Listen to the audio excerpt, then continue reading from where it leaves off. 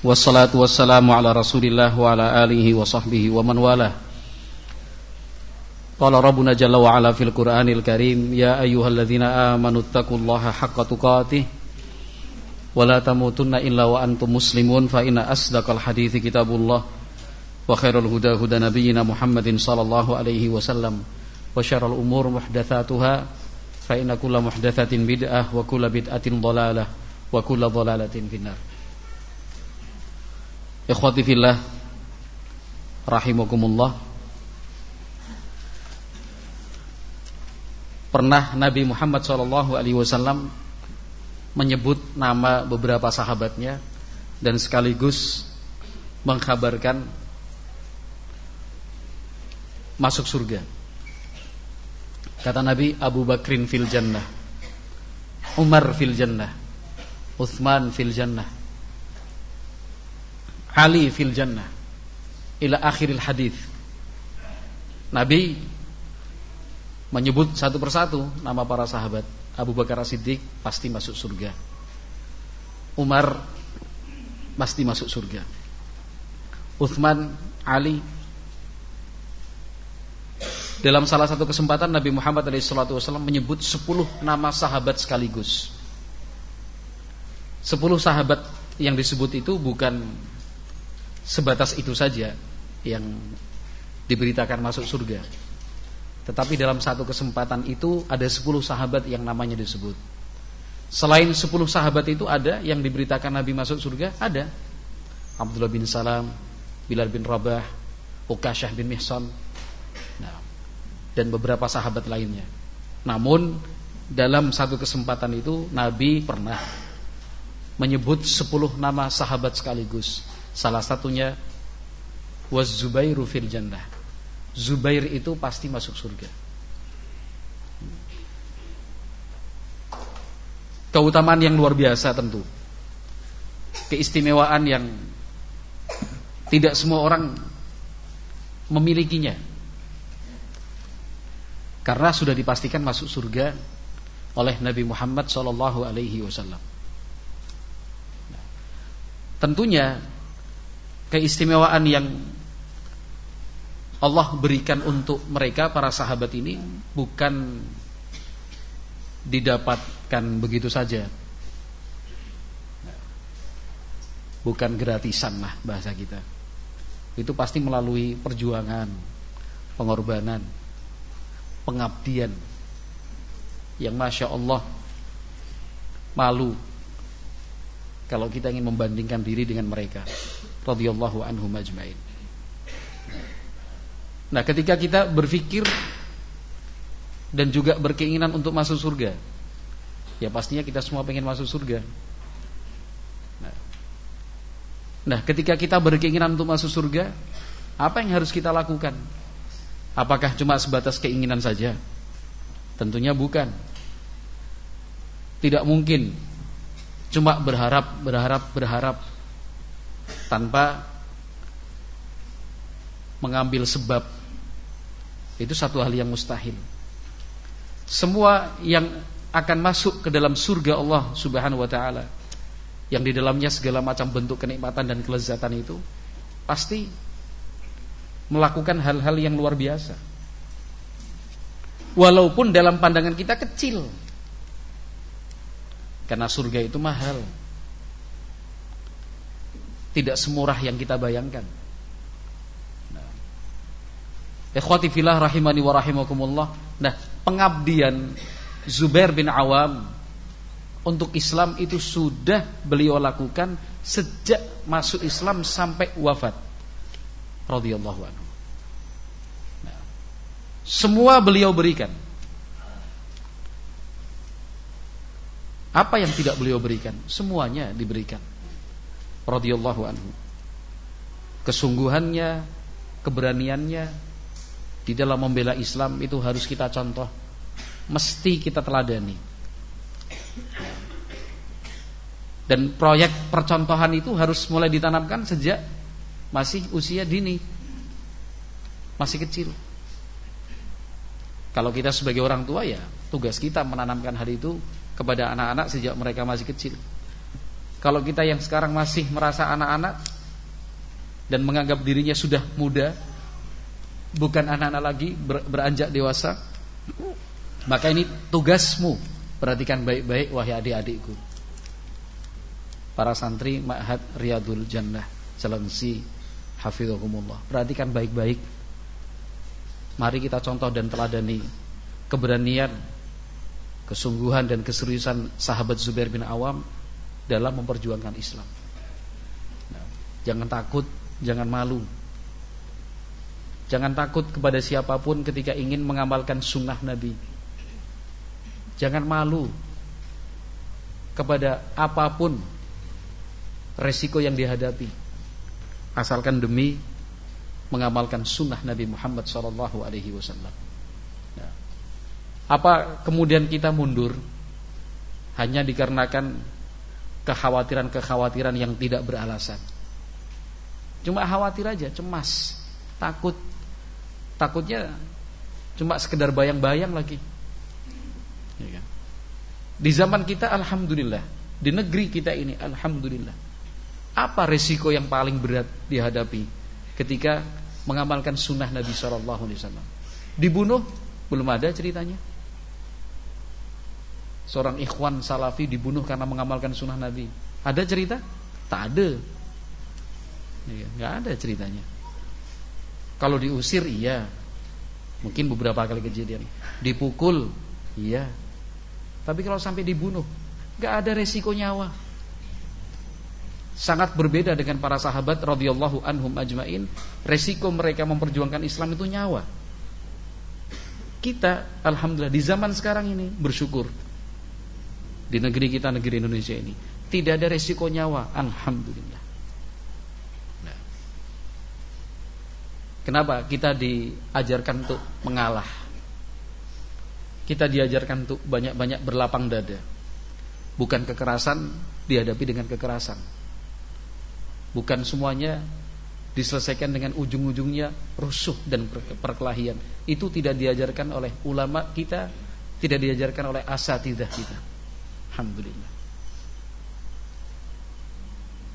Resiko yang paling sering kita hadapi hanya menjadi bahan pembicaraan orang.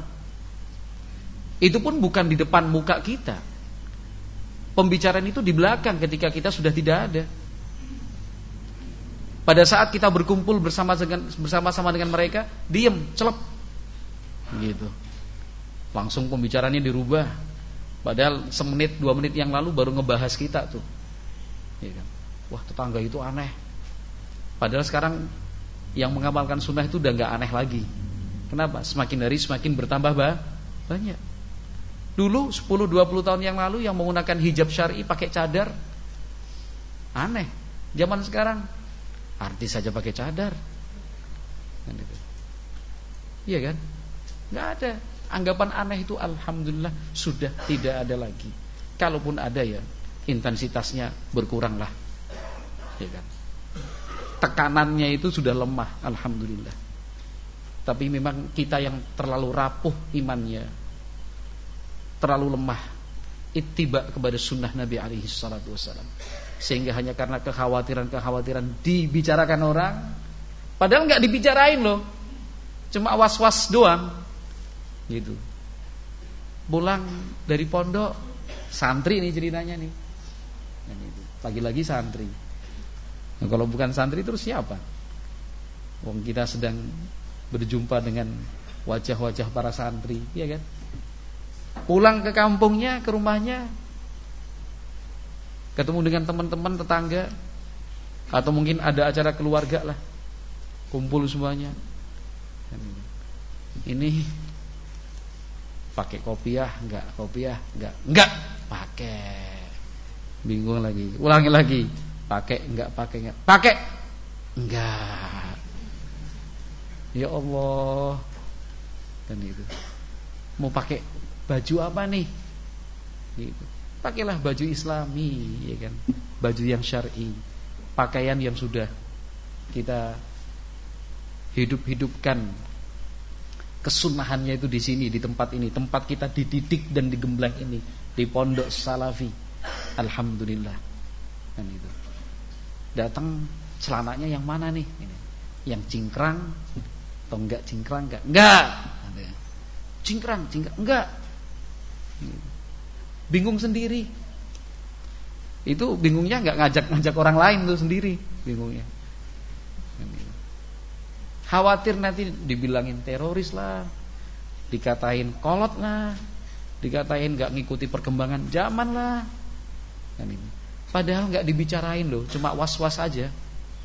Itu sudah malu, sungkan. Sebut aja takut untuk mengamalkan sunnah Nabi sallallahu alaihi wasallam. Akhirnya setengah-setengah, celananya dibilang musbil enggak, tapi di atas mata kaki sebagiannya ketutup. Ini sebenarnya musbil enggak musbil enggak. Nanggung. Ini kan. Nanggung. Padahal yang nanggung itu juga disebut cingkrang sama orang. Apa bedanya? Sekaligus naik di atas mata kaki, kenapa sih? Pede gitu loh, percaya diri untuk mengamalkan sunnah Nabi sallallahu alaihi wasallam. Mau dibilangin orang terserah. Padahal alhamdulillah ternyata enggak dibilangin orang juga. Udah biasa seperti itu. Nah, itu contoh. Ya, untuk mendapatkan surga dari Allah Subhanahu wa taala. Zubair bin Awam masih usia 15-16 tahun atau kurang dari itu sedikit. Itu pernah membuat heboh kota Mekah. Keluar dari rumah nenteng pedang. Pedangnya panjang. Artinya tidak sesuai porsinya antara pedang dengan bentuk fisiknya. Lucu lah. Mau kemana kamu? Ditanya. Ini Zubair bin Awam radhiyallahu anhu. Ternyata disebutkan ya dalam referensi-referensi sejarah dan sirah itu, ada informasi bahwa Nabi Muhammad SAW itu dicelakai orang-orang kafir di sebuah lokasi kota Makkah. Maka beliau mencari Nabi Muhammad SAW untuk membela dan melindunginya. Sendiri, masih remaja, sendiri, resikonya mati. Kita udah tua, bukan remaja lagi. Ya kan? Sendiri enggak, temennya banyak. Resiko mati enggak juga. Paling malu gitu aja. Diomongin orang. Itu pun masih mundur, ya Allah. Cari setelah ketemu Nabi SAW, kenapa Zubair bawa pedang? Lu katanya Anda disakiti, dicelakai. Enggak. Ternyata beritanya enggak benar.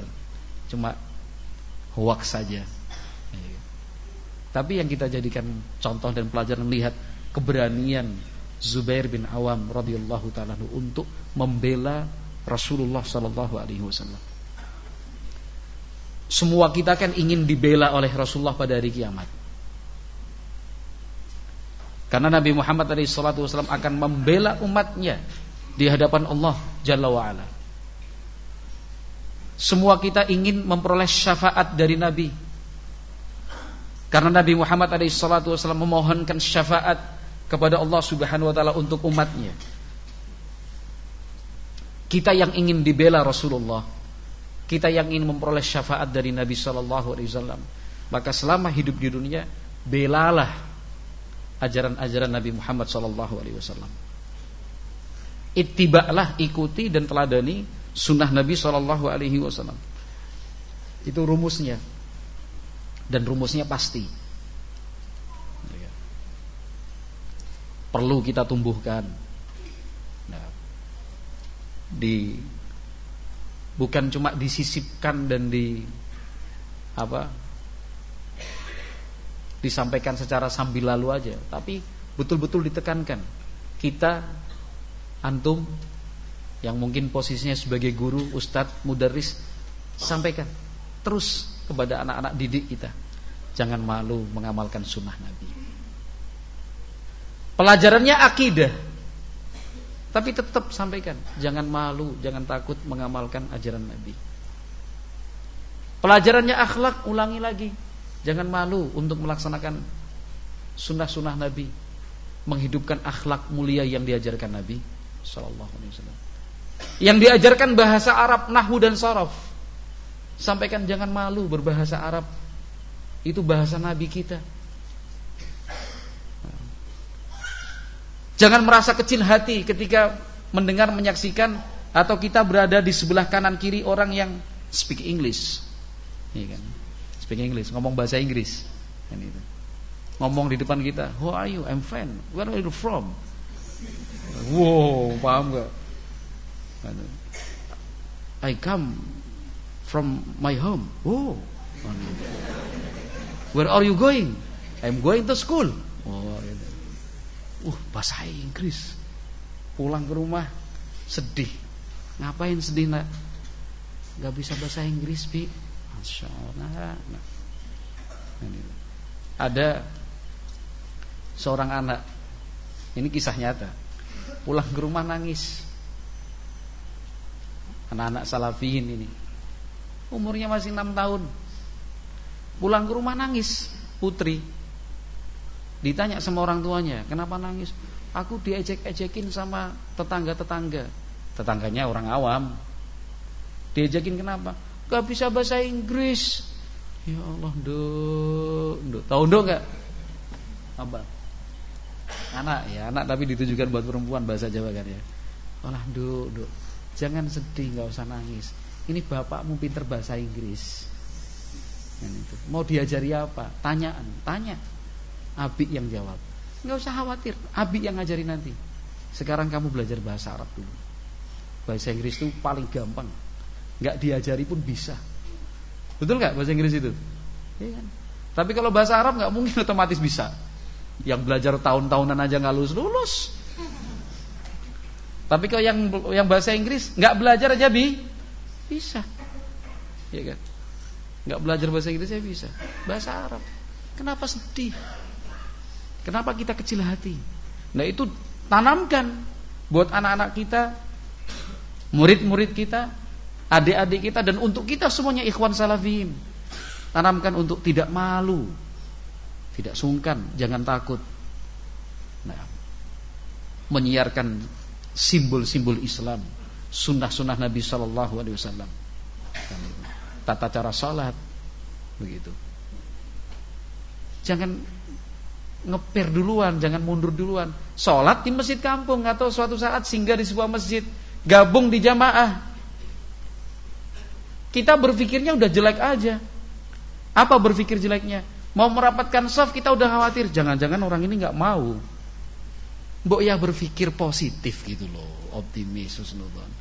Tak rapatkan, barangkali orang yang di samping saya ini sebenarnya juga ingin mengamalkan sunnah Nabi. Paham? Paham gak? Kalau gak paham gak dilanjutin. Kalau paham cukup sekian. Contoh terakhir yang saya sampaikan ini, paham apa enggak? Kita misalkan pergi kemana, pulang kampung, waktu salat zuhur datang, kita mampir di sebuah masjid, iya kan? Ketinggalan nih, jamaah udah sholat, 1 baris, 2 baris, kita wudu gabung, masuk dalam shaf, iya kan? Selama ini antum-antum ini mau marah terserah ini, ditunjuk-tunjuk ini nggak apa-apa kan?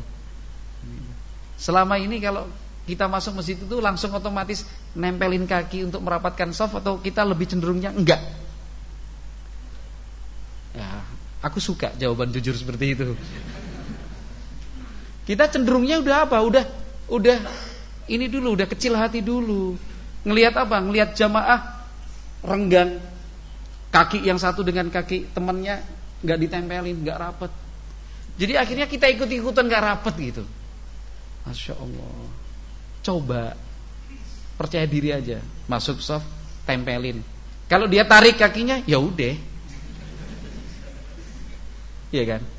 Kalau memang dia tarik kakinya merasa diganggu, ya udah. Tapi sudah berapa kali? Ini pengalaman pribadi. Monggo, silahkan antum juga praktekkan. Kalau pengalaman pribadi saya, lebih banyak yang tidak bergeser. Ketika kita sholat bergabung, nggak kenal wong, kita cuma sekedar mampir dan singgah di sebuah masjid kok.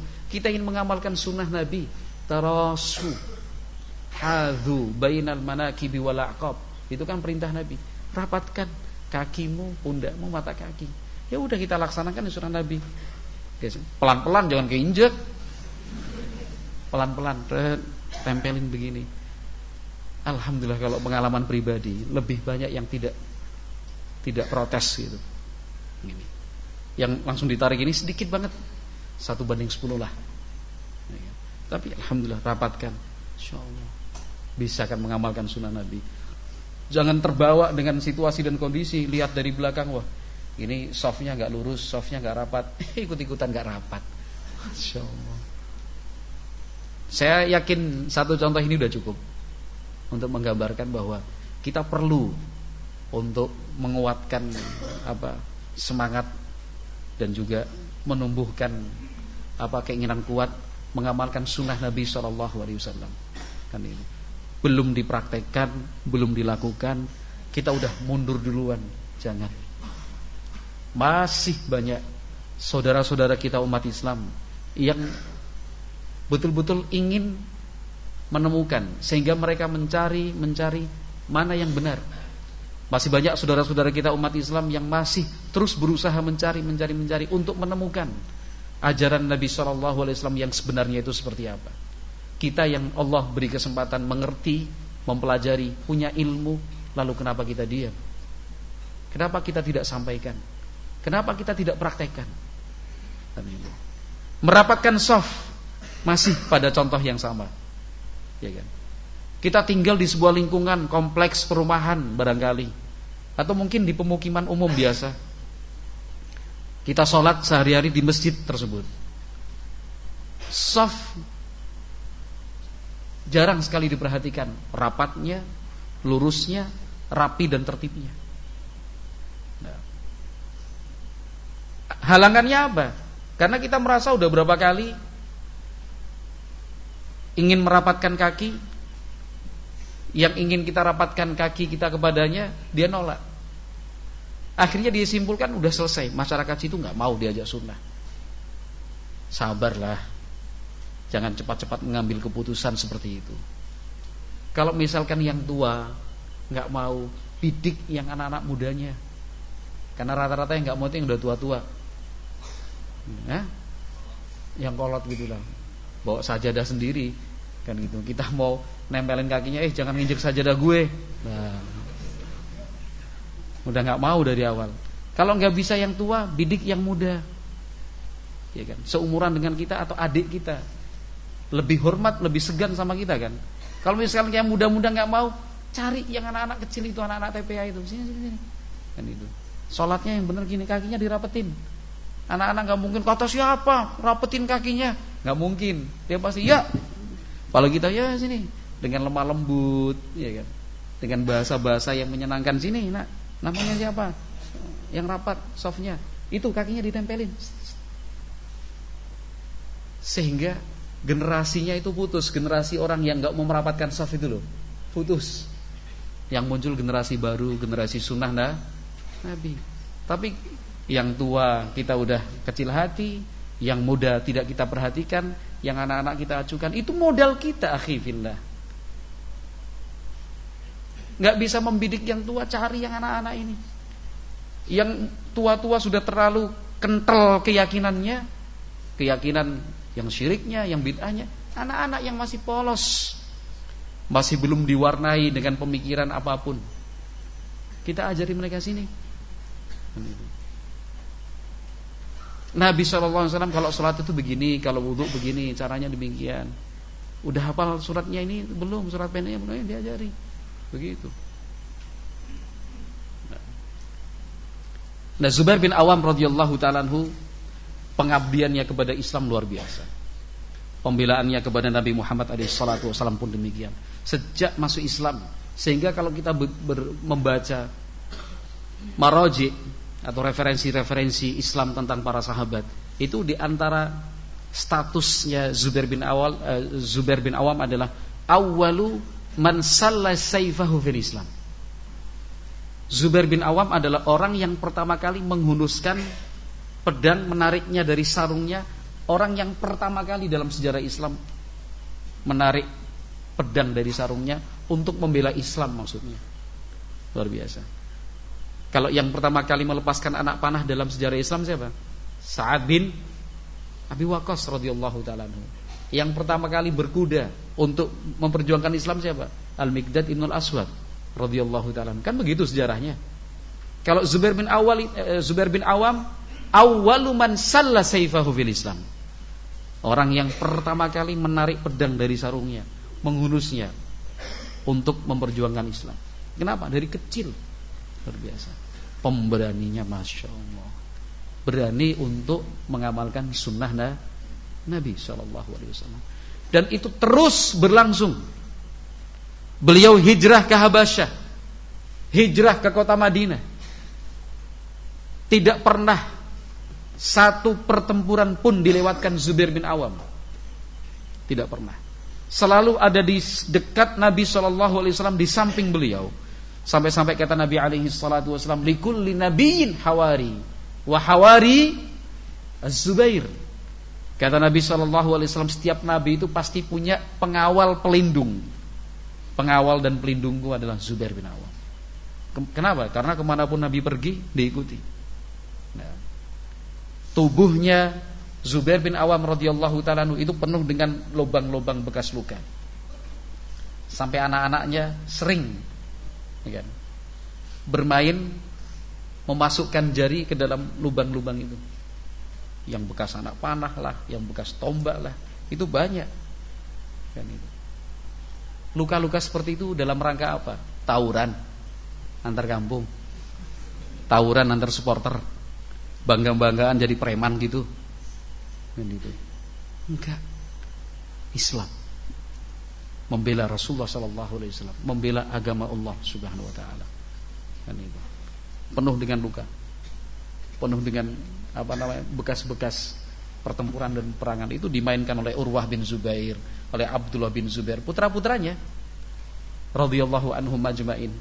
Itu kan sebagai bukti nyata beliau betul-betul memperjuangkan Islam. Maka ketika Nabi SAW menyebut nama beliau, waz-Zubairu fil jannah, Zubair itu pasti masuk surga, kita bisa mengerti lah, iya, perjuangannya seperti itu, pantas dan layak untuk masuk surga. Kita, apa yang membuat kita layak masuk surga? Ya kan? Tauhid masih bolong-bolong, ya kan? Salatnya seringnya telat, udah telat nggak khusyuk lagi, sudah nggak khusyuk, selesai salam pengen cepet-cepet keluar lagi dari masjid, kayak masjid itu neraka aja. Maksudnya membuat dia nggak betah, panas gitu. Puasa begitu, sedekahnya pun sama, berbakti sama orang tuanya. Apa yang bisa dibanggakan dari kita? Itu harapan masuk surganya luar biasa. Contohlah dan teladani Zubair bin Awam radhiyallahu ta'ala, tidak pernah terlewatkan mengikuti perang, selalu berada di samping Nabi Muhammad SAW. Setelah Nabi SAW meninggal dunia pun wafat, Zubair bin Awam masih tetap terus berjuang untuk Islam. Iya.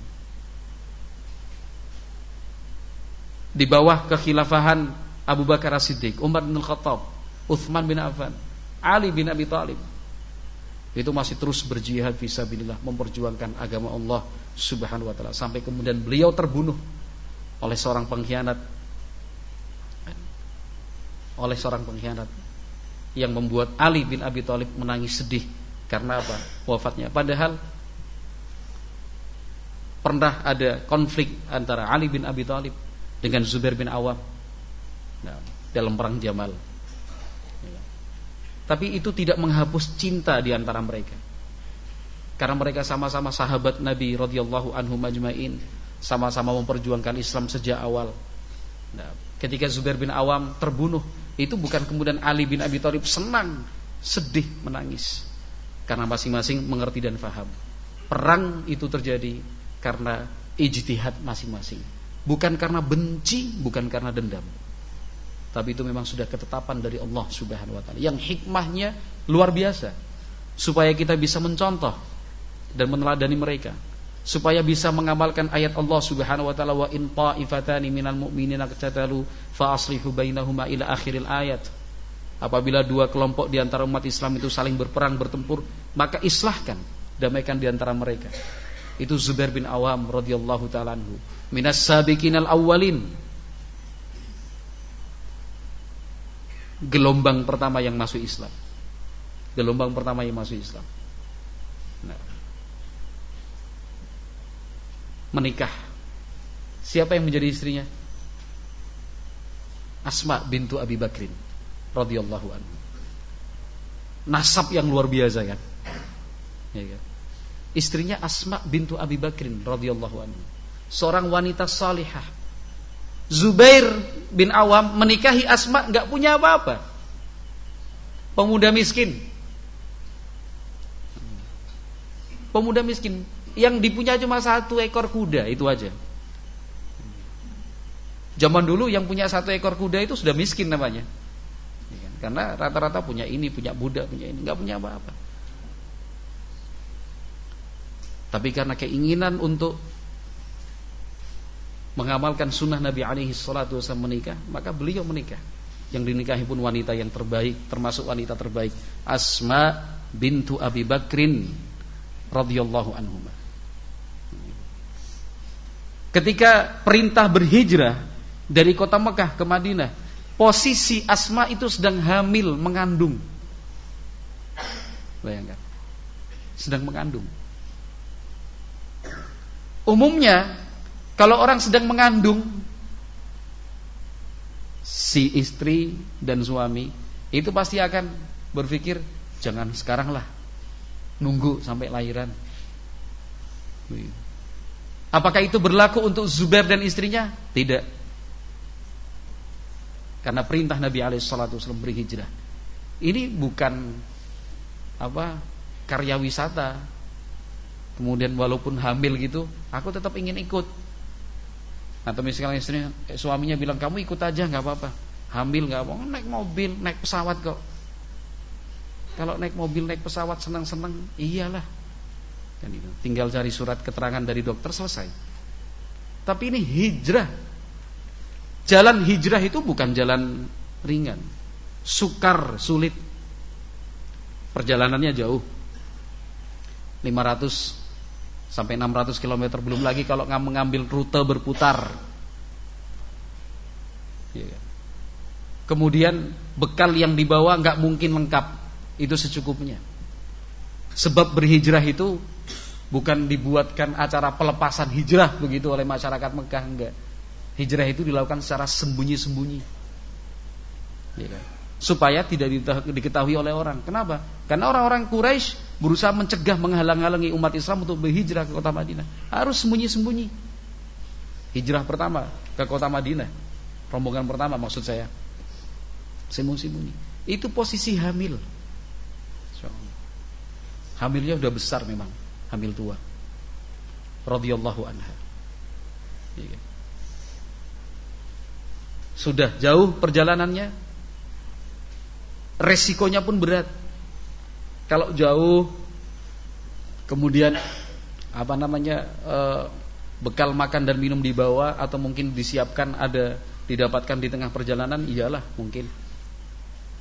Ini hijrah, naik turun gunung, melewati lembah, harus menyusuri padang pasir maupun padang batu.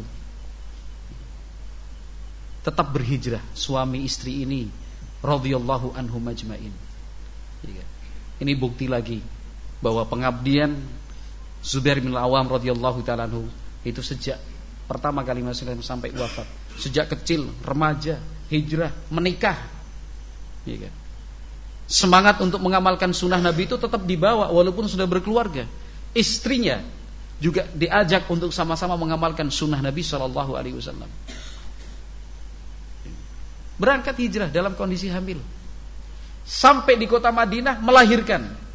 Itulah anak pertama yang lahir di kota Madinah setelah hijrah, Abdullah bin Zubair radhiyallahu anhu.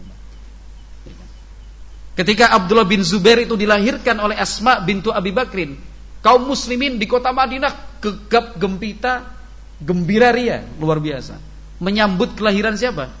Abdullah bin Zubair radhiyallahu taala anhu. Senangnya luar biasa umat Islam. Kenapa? Karena beberapa waktu sebelumnya tidak ada seorang wanita muslimah yang melahirkan.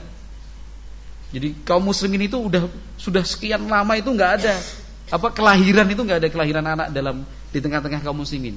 Sampai-sampai ada sebagian orang nggak ngerti ini karena disihir sama orang-orang Yahudi. Jadi sekian waktu nggak ada kok orang Islam itu melahirkan, nggak ada, nggak hamil-hamil lah kalau bahasa kita. Ini ketika dua suami istri sahabat Nabi yang mulia, yang satu sepupunya, yang satu adalah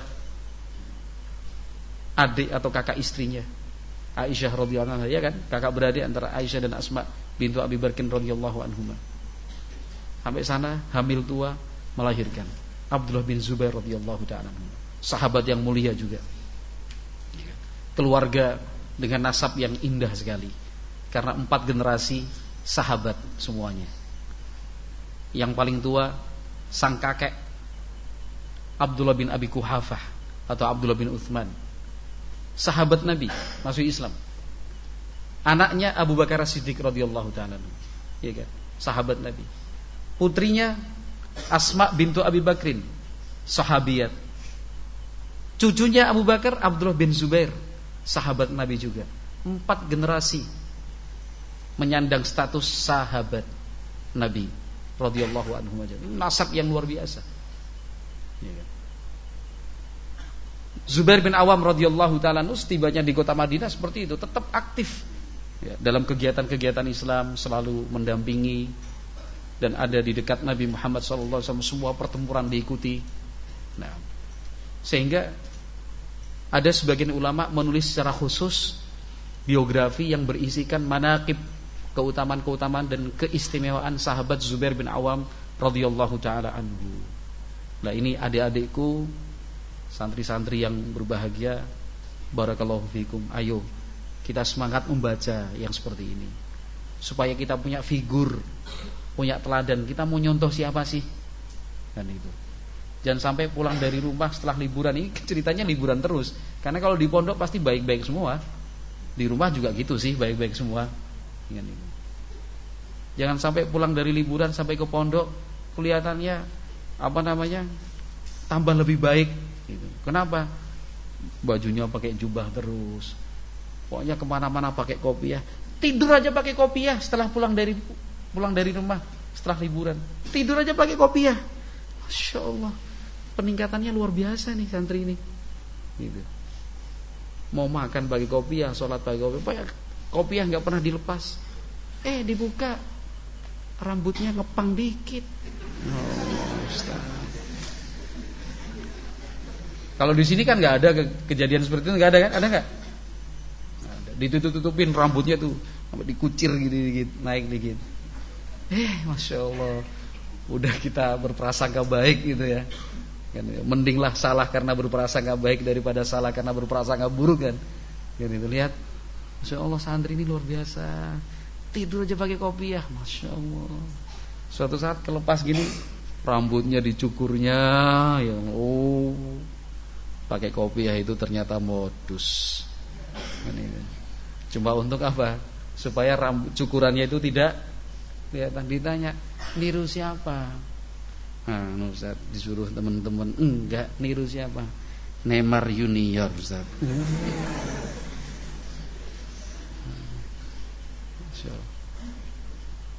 Apa figur kita, teladan kita kok yang seperti itu? Figur kita itu para sahabat radhiyallahu anhum ajma'in.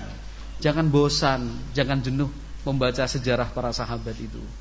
Yang membuat kita jenuh itu apa? Karena yang kita baca itu-itu aja. Iya kan? Yang kita baca ya kitabnya itu-itu aja. Padahal kitab-kitab yang ditulis para ulama tentang sahabat itu banyak. Nah, naiklah ke lantai 2, banyak buku di sana, kitab-kitab para ulama, baca. Ketika kita baca, ternyata sejarah sahabat itu luar biasa ya. Tidak akan menjenuhkan, enggak membosankan. Tapi kalau yang dibaca cuma buku itu terjemah tentang 10 sahabat yang masuk surga, baca lagi. Aduh, baca lagi udah pernah, hafal udah. Gitu. Kita kan merasa bosan tuh, jenuh. Sebabnya kenapa? Karena Kita hanya mencukupkan diri dengan buku itu. Padahal masih banyak kan buku-buku yang lain, kitab-kitab yang lain. Baca itu dari sudut pandang yang berbeda barangkali, secara keilmuan, secara akidah dan keimanan, secara amal ibadah, secara muamalah, dalam perang dan jihad fisabilillah. Kita baca semuanya. Itu sangat-sangat menyenangkan. Itu akan memacu iman semakin meningkat, memperbaiki dan memperbagus kualitas takwa kita kepada Allah Subhanahu wa taala. Semakin kita rindu dengan Rasulullah, semakin kita rindu dengan para sahabat radhiyallahu anhum ajmain. Itu pesan dari 2 sesi pada hari ini. Dari tadi sebelum maghrib dan sekarang antar maghrib dan isya. Udah dipesenin panitia sampai 7:30. Oh iya, nurut aja atuh. Paling enak itu nurut, diatur, iya, gitu aja. Ini sudah 7:30. PR buat santri. Ya harus ada PR-nya tuh ya. Yang ditugasin semua santri atau kelas khusus?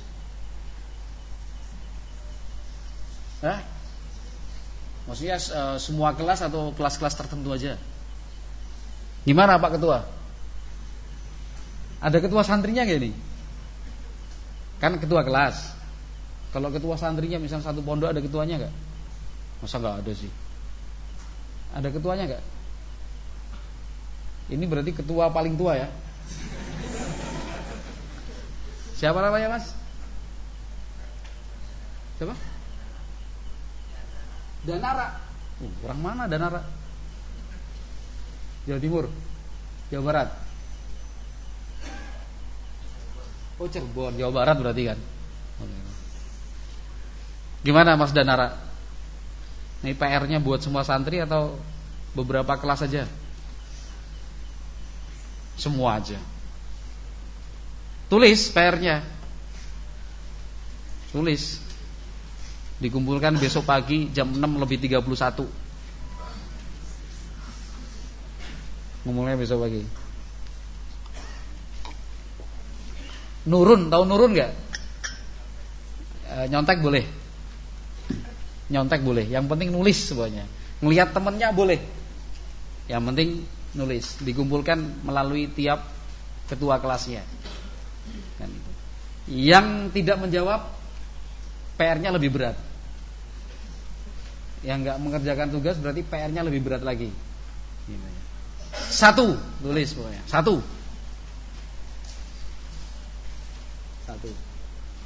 Tuliskan secara lengkap. Wah, udah. Ini baru nomor 1 loh ini. Pokoknya besok jam 6 pagi lebih 31 dikumpulin pokoknya. Kalian persiapan nyemah nggak malam ini? Enggak ya. Tuliskan apa tadi? Secara lengkap nasab Zubair bin Awam radhiyallahu taala. Nasab tahu enggak nasab? Zubair bin Awam bin sampai yang paling ujung. 13 kakek itu mungkin. Nanya boleh sama ustadznya. Naik ke perpustakaan juga boleh. Pokoknya gimana caranya soal itu terjawab itu aja. Simple aja. Mau pakai cara apapun boleh. Lihat buku silahkan. Nyontek temennya boleh. Yang penting dia garap. Kan itu. Yang penting garap. Jelas gak ini? Tuliskan secara lengkap nasabnya siapa? Zubair bin Awam. Zubair bin Awam bin sampai yang paling terakhir. Kan itu. Itu yang nomor pertama. Udah cukup itu aja. Subhanakallahumma wa bihamdika asyhadu an la ilaha illa anta astaghfiruka wa atubu ilaik. Assalamualaikum warahmatullahi wabarakatuh. Pakai kertas dikasih nama. Pakai kertas, enggak usah pakai buku, pakai kertas, pakai nama. Gitu ya. Gitu.